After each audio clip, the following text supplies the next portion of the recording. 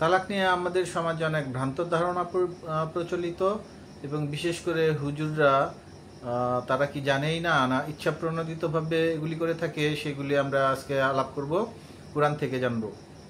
কিন্তু একটা কথা বলে রাখি যে এক তালাক, দুই তালাক, তিন তালাক বললেই তিন তালাক হয়ে যায় না, এমনকি এক তালাকও হয় না। তালাক হওয়ার জন্য আল্লাহ কিছু সুস্পষ্ট বিধিবিধান দিয়েছেন, সেগুলি অবশ্যই ফলো করতে হবে। আর যারা সীমা লঙ্ঘন করবে তাদেরকে আল্লাহ জাহান্নামে নিক্ষেপ করবেন বলে আল্লাহ ঘোষণা দিয়েছেন।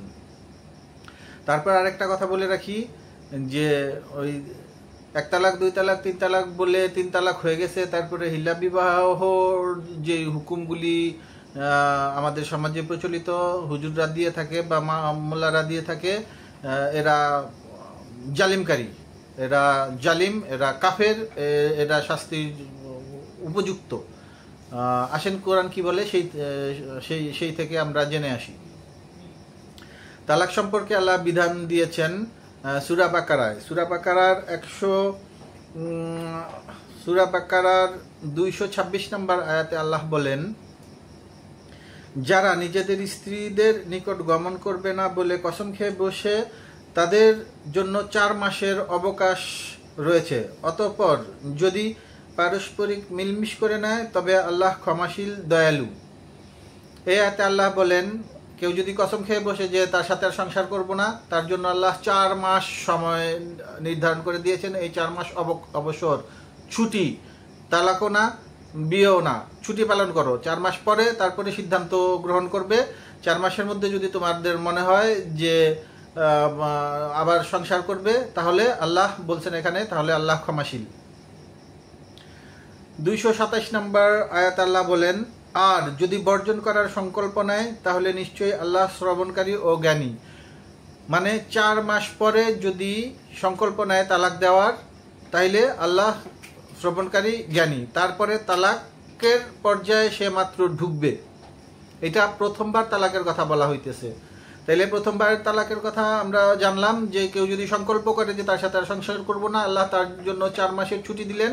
4 মাস পরে যে সিদ্ধান্ত নিবে যে সে তালাক দিবে অথবা সংসার করবে। সংসার করলে কোনো কিছু ছাড়াই তারা আবার সংসার করতে পারবে। আর যদি চিন্তা করে সিদ্ধান্ত নেয় যে না সংসার করব না, তাইলে তালাকের প্রক্রিয়া মাত্র শুরু। কিভাবে শুরু, আসেন আল্লাহ কি বলেন। 228 আয়াতে আল্লাহ বলেন, আর তালাকপ্রাপ্তা নারী নিজেকে অপেক্ষায় রাখবে 3 হায়েজ পর্যন্ত। আর যদি সে আল্লাহের প্রতি এবং আখিরাত দিবসের উপর ঈমানদার হয়ে থাকে, তাহলে আল্লাহ যা তার জরায়ুতে সৃষ্টি করেছেন তা লুকিয়ে রাখা জায়েজ নয়। আর যদি সদ্ভাব রেখে চলতে চায়, তাহলে তাদেরকে ফিরিয়ে নেওয়ার অধিকার তার স্বামীরা সংরক্ষণ করে। আর পুরুষদের যেমন স্ত্রীদের উপর অধিকার রয়েছে, তেমনিভাবে স্ত্রীদেরও অধিকার রয়েছে পুরুষদের উপর নিয়ম অনুযায়ী। আর নারীদের উপর পুরুষদের শ্রেষ্ঠত্ব রয়েছে। আর আল্লাহ হচ্ছেন পরাক্রমশালী, বিজ্ঞ। এই আয়াতে আল্লাহ বলেন যে ওই যে 4 মাস অবসরের পরে যখন সিদ্ধান্ত হইল যে তালাক দিয়েই দিব, থাকবই না, এরপরে নারীরা 3 মাস হেজাজকাল পালন করবে। 3 মাস। এই 3 মাসের মধ্যে যদি তাদের আল্লাহ বলেন যে তাদের জরায়ুতে যদি কোনো যা কিছু সৃষ্টি করি সেটা যেন তারা গোপন না করে, মানে বাচ্চা টাচ্চা থাকলে সেটা যেন নারীরা গোপন না করে। কিন্তু এই তালাকের মধ্যে, এই 3 মাসের মধ্যে যদি তারা আবার সদ্ভাব রেখে চলতে চায়, তাহলে তাদেরকে ফিরিয়ে নেওয়ার অধিকার তাদের স্বামীরা সংরক্ষণ করে। এই 3 মাসের মধ্যে তাদেরকে ফিরিয়ে নেওয়ার অধিকার তাদের স্বামীদের রয়েছে। ঠিক সেইভাবে নারীদের উপরও স্বামীর অধিকার যেমন রয়েছে, স্বামীদের উপরেও নারীর অধিকার রয়েছে, এইরকমই আল্লাহ বললেন। তবে নারীর উপর পুরুষের শ্রেষ্ঠত্ব রয়েছেন, এইরকমই আল্লাহ বললেন। আসেন তারপরের আয়াতে আল্লাহ কি বলে শুনি। 229 নম্বর আয়াতে বলে, তালাকে রাজই হলো 2 বার পর্যন্ত, তারপর হয় নিয়ম অনুযায়ী রাখবে, না হয় সহৃদয়তার সঙ্গে বর্জন করবে। মানে প্রথমবার তালাক হওয়ার পরেও তারা যখন আবার মিলিত হইল, ওই যে 3 মাসের মধ্যে মিলিত হইল, অথবা 3 মাস পরে আবার বিয়ে করলো, বিয়ে করার পরে মিলিত হইল, তারপর সদ্ভাব অনুযায়ী হয় রাখবে, আর নাইলে যদি তালাকের সম্ভাবনা তৈরি হয় তাইলে তাকে আবার সহৃদয়তার সঙ্গে বর্জন করবে। আর নিজের দেয়া সম্পদ থেকে কিছু ফিরিয়ে নেওয়া তোমাদের জন্য জায়েজ নয় তাদের কাছ থেকে, মানে ওদেরকে যা দিছেন ওইটা ফিরিয়ে নেওয়া জায়েজ নয়। কিন্তু যে ক্ষেত্রে স্বামী স্ত্রী উভয়ই এ ব্যাপারে ভয় করে যে তারা আল্লাহর নির্দেশ বজায় রাখতে পারবে না, অতঃপর যদি তোমাদের ভয় হয় যে তারা উভয়ই আল্লাহর নির্দেশ বজায় রাখতে পারবে না, তাহলে সেক্ষেত্রে স্ত্রী যদি বিনিময় দিয়ে অব্যাহতি নিতে চায় সেই ক্ষেত্রে উভয়ের মধ্যে কারোই কোনো পাপ নেই।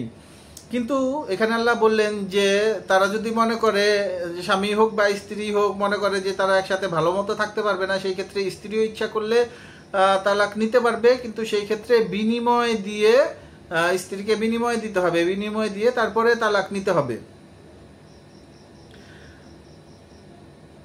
এই হলো আল্লাহ কর্তৃক নির্ধারিত সীমা, কাজেই একে অতিক্রম করো না। বস্তুত যারা আল্লাহ কর্তৃক নির্ধারিত সীমা লঙ্ঘন করবে তারাই জালেম, যারা এই সীমাগুলি লঙ্ঘন করবেন তারা জালেম, আল্লাহ বলছেন।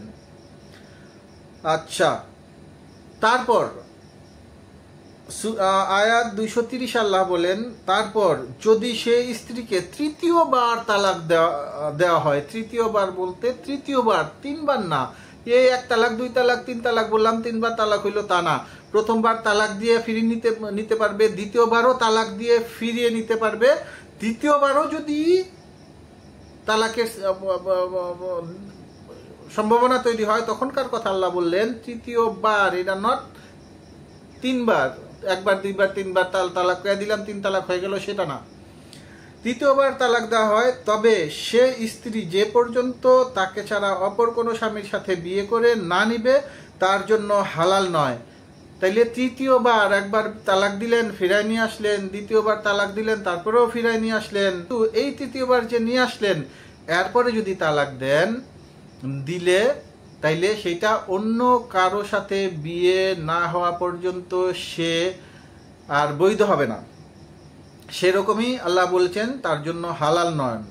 অতঃপর যদি দ্বিতীয় স্বামী তালাক